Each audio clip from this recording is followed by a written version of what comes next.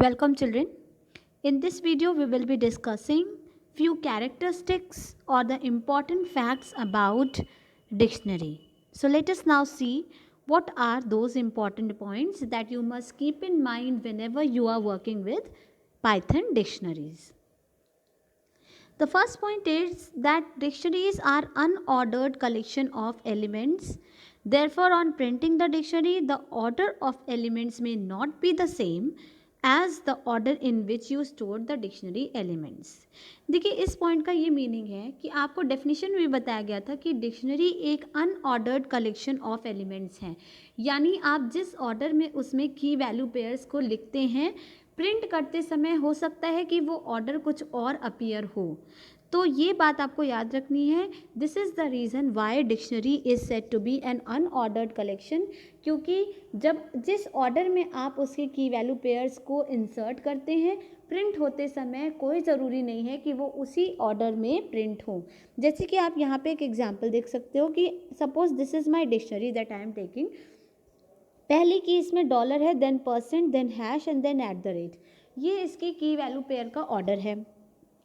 List, tuple और string के case में आपने देखा था कि जिस ऑर्डर में एलिमेंट्स हुआ करते थे प्रिंट होने में हो या फिर स्टोर करने की बात आए, दोनों ही सिचुएशंस में उसके एलिमेंट्स बिल्कुल वैसे ही स्टोर होते थे जिस सीक्वेंस में आप उसके एलिमेंट्स को लिस्ट में, टपल में या फिर स्ट्रिंग में डालते थे।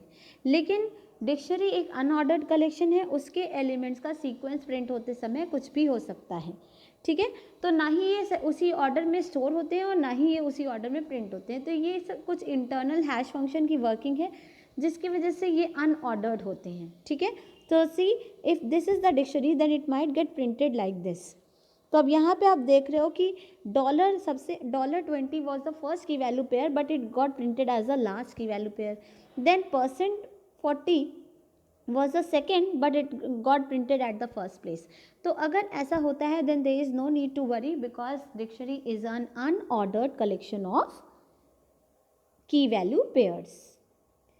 Next, yes, one thing is for sure कि ऑर्डर की वैल्यू पेयर का ज़रूर बदल सकता है, लेकिन एक पर्टिकुलर की जो वैल्यू उसको असाइन की गई है वो हमेशा उसी से मैच होगा। So there will be no difference in the matching of key and their corresponding value. ठीक है, आपके की वैल्यू पेयर का ऑर्डर बदल सकता है लेकिन उनकी मैचिंग नहीं बदलती। ठीक है, second point is that it is not a sequence like list, tuple और स्ट्रिंग। ये भी मैंने आपको पहले से समझाया है कि ये सीक्वेंस क्यों नहीं होता है, क्योंकि फर्स्ट ऑफ ऑल इसके एलिमेंट्स उस ऑर्डर में स्टोर नहीं होते जिस ऑर्डर में आप उसको लिखते हैं, वो अलग भी हो सकता है। दूसरा कि यहाँ पे जो इंडेक्सेस होती हैं वो ऑर्डिनल नंबर्स यानी 0, 1, 2 ना होके ये आप इसमें इंडेक्सेस भी खुद डिसाइड करते हैं which are called keys over here. ठीक है, नेक्स्ट पॉइंट है कि dictionaries are index by keys not numbers. तो ये पॉइंट अभी अभी मैंने आपसे डिस्कस किया कि यहाँ पे जो इंडेक्सेस होती हैं वो ऑर्डिनल नंबर्स ना होके हमारी ही डिसाइडेड कीज होती हैं जो हम अपनी कन्वीनियंस के हिसाब से क्रिएट करते हैं। ठीक है, then keys of a dictionary must be unique as well as of immutable type. ये भी पॉइंट आप बहुत बार सुन चुके हैं कि डिक्शनरी की सारी कीज़ यूनिक होनी चाहिए। क्यों?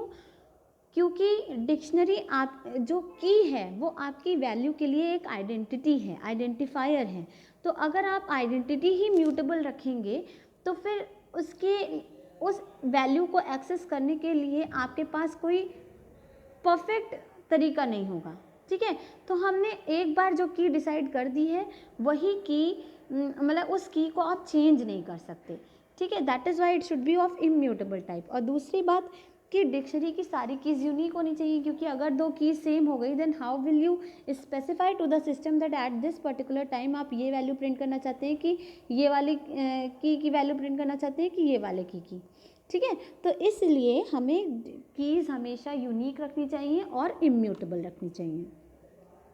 Dictionaries are mutable in nature, this also you know कि हम अपने डिक्शनरी के एलिमेंट्स को लिस्ट की तरह देयर एंड देन चेंज कर सकते हैं। हमें एक नई डिक्शनरी बनाने की ज़रूरत नहीं है, जैसे कि इन केस ऑफ स्ट्रिंग और टपल आपने देखा था। ठीक, they are internally stored as mappings. तो देखिए ये भी एक बहुत बड़ा रीज़न है कि क्यों हमारी डिक्शनरीज़ को सीक्वेंस नहीं कहा जाता। सीक्वेंसेस हमेशा एक सीक्वेंस में one after the other store होते हैं, लेकिन हमारी जो डिक्शनरी होती है वो मैपिंग के फॉर्म में स्टोर होती है। जैसे कि आप मैच द फॉलोइंग वाली एक्सरसाइज करते थे, then you used to have some names on the left hand side and their matching values on the right hand side, but they were not in proper sequence. आप उनकी matching करते थे according to the correct matching.